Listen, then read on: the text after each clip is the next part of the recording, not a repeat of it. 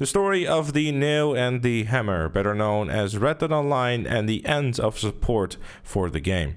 Now the game will obviously still be getting its monthly events with highlighting some of the older content that has been in the game for as long as the game has been around.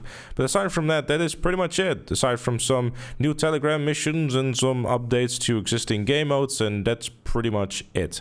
Obviously a great shame for those folks that have been supporting and loving the game for as long as it had been around. But I think for many of us, this is not really a surprise, especially considering the fact that from the start and the launch of the game, Rockstar's kind of always dropped the ball with it. The game released with very little to no content whatsoever. Ironically enough, even less than what GTA Online dropped with in a game that came out 5 years before it, and back then it was more acceptable. Seemingly having learned very little, if not anything at all, from the launch of GTA Online, Red Dead Online launched with barely anything that people were going to be excited about. When you thought about the launch of Red Dead Online, you were like, oh cool, we're cowboys and we're online, we can just go around and just drop some things. And I think few of us were just expecting GTA Online, but then with cowboys and outlaws. Unfortunately, that never really was a thing, and that quickly turned out to be that Rockstar didn't seem to really know what they wanted to do with the game. It wasn't until nearly a year later that they finally released the actual first good DLC, and in my opinion,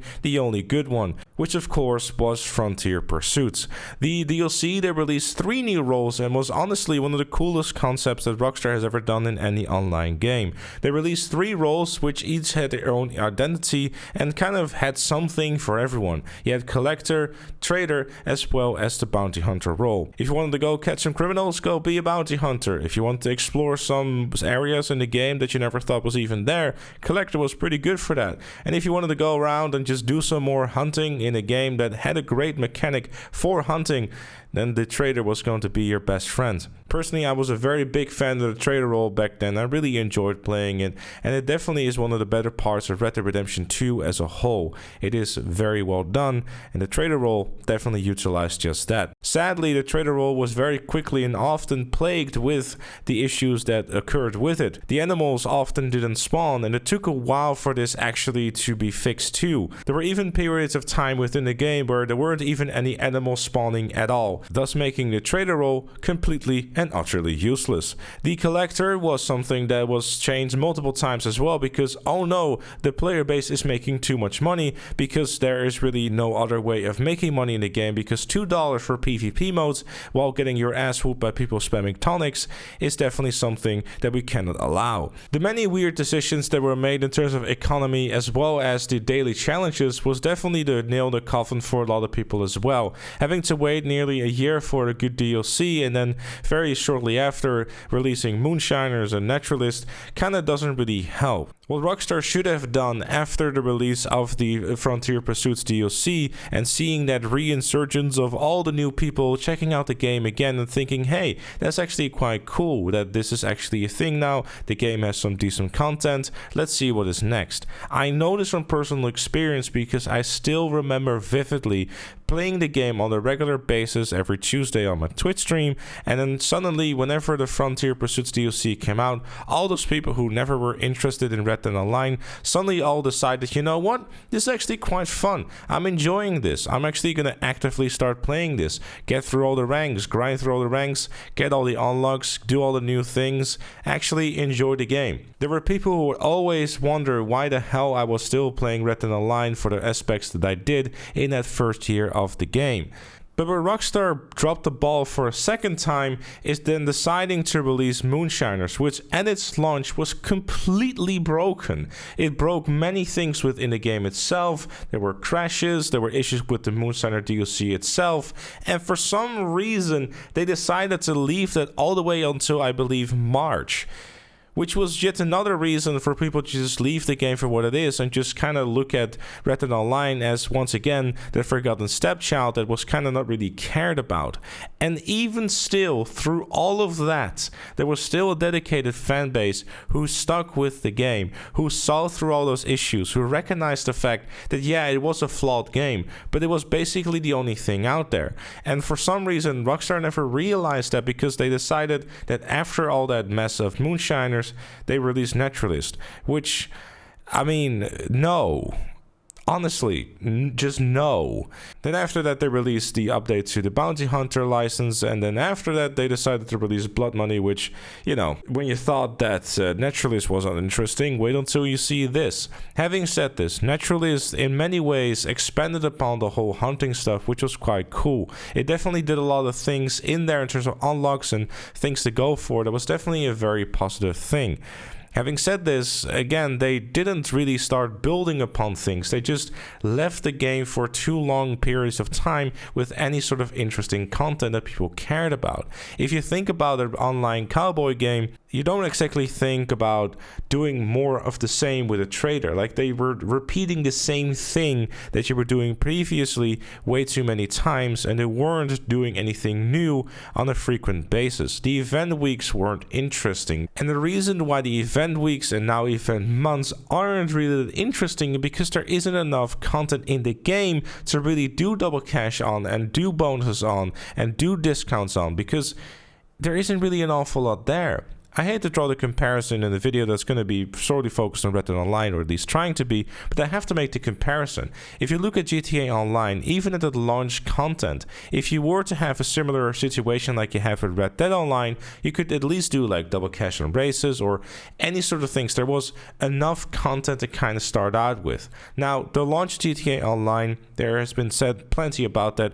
I've said plenty about that too. I've made videos about it. There definitely wasn't enough content to really keep people interested, and the way that they kept going on about the DLC even back then, definitely looking back, could have done a whole lot better too. Different times. They should have learned from the launch of GTA Online and the small amount of content that they did release with that, and learn from those mistakes and make sure that they wouldn't repeat that in Red Dead Online. But that is where Rockstar really dropped the ball, because they didn't. And instead of just being honest with their fan base, they decided to just leave the hashtag for saving the game for the last 7 or 6 months, and then finally having what many people see as the scapegoat, that being the next GTA game, as a way of saying, alright, look guys, we tried, but not really. We're dropping support for Red Dead Online, no more major content. There's going to be a few Telegram missions later in the year, but yeah, see ya, goodbye. And I can see why a lot of people are looking at this announcement thinking, okay, we're using GTA 6 as an excuse to no longer support the game. But if you're going to be realistic about it, you have to think about it this way. If you were to have 50 developers working on a Red Dead Online DLC instead of the next GTA, it's resources that are, I guess in my opinion, I hate to use the word because I'm sure people will be upset with me saying this, but are better used of making sure that the next GTA game is going to be as best as it possibly can be. Rockstar understands the fact that if they mess up the next GTA game, they are screwed.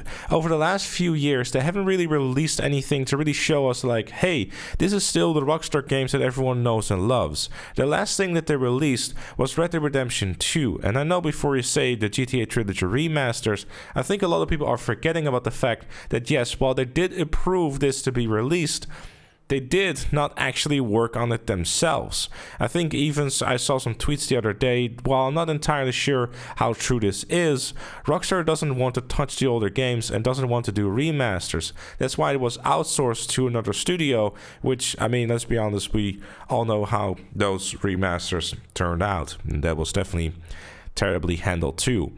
So a lot of people are kind of looking at Rockstar at the moment thinking, okay, so how's GTA 6 are going to be? Like, we want the game to be a success. There's a lot of people out there who have very high expectations, especially with those, how do we put this, interesting leaks of claims like 500-hour game, biggest map ever made. You're going to be able to do 3 backflips and then fuck a hooker in the backseat of your car, all while having a pepperoni pizza and then making sure that your grandmother is satisfied by getting her weekly phone call. I just made that up, but I'm pretty sure someone would have written an article about this if it would have claimed it to be from a legit leaker. So Rockstar is basically pulling all the strings that they possibly can in making sure that GTA 6 is going to be a damn good game, because if they don't, their reputation that is already not doing all that well at the moment is kind of going more and more towards the well, downfall, which is obviously something that we don't want them to see. It is good to see though that within this post it does kind of seem that they're more open to hearing community feedback, but I think we've seen that before. Often Rockstar makes these kind of posts when they're kind of backed in a corner and kind of making this type of things to kind of get some more good faith from the community yet again and try to get us on their side yet again. Rockstar often makes these kind of posts when they're really backed into a corner and they really have no other choice.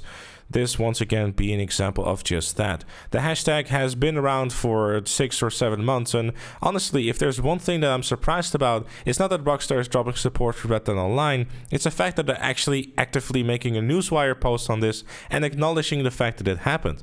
And like I said in those 2 videos I made a few months ago, I'm happy to be wrong. Congratulations, it seems that the hashtag and the pressure that you have applied to Rockstar seem to have actually worked.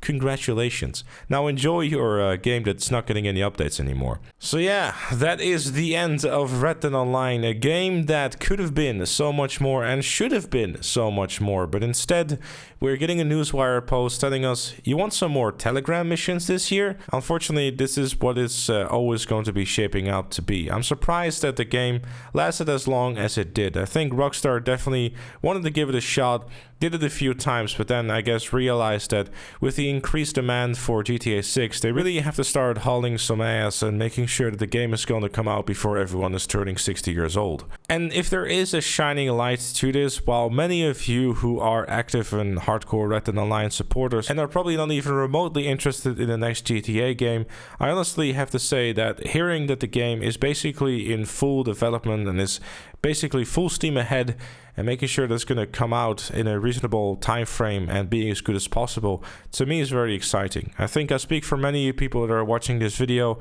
to say that we are quite tired of having to wait for this darn game to finally come out, or at least see something of it. I hope it's going to blow past all of our expectations, but for now, unfortunately, it is a disappointing and upsetting day for the Red Dead Online fanbase because it is now finally over. But I think in a way, there's also a bit of a bittersweet sweetness to it, if you will, knowing that finally Rockstar has acknowledged the fact that this is the end of Red Dead Online. I guess now maybe it's time for a different developer to come out with a cowboy game that is online and is actually not going to drop the ball as hard as Rockstar did with Red Dead Online. But those are just some of my thoughts. Of course, I'd love to know what you think in the comment section down below. Leave a like if you enjoyed, subscribe for more, and if you really like what you see on the channel, make sure to become a member like Chloe and Robert. Thank you again for watching, and I'll see you all later.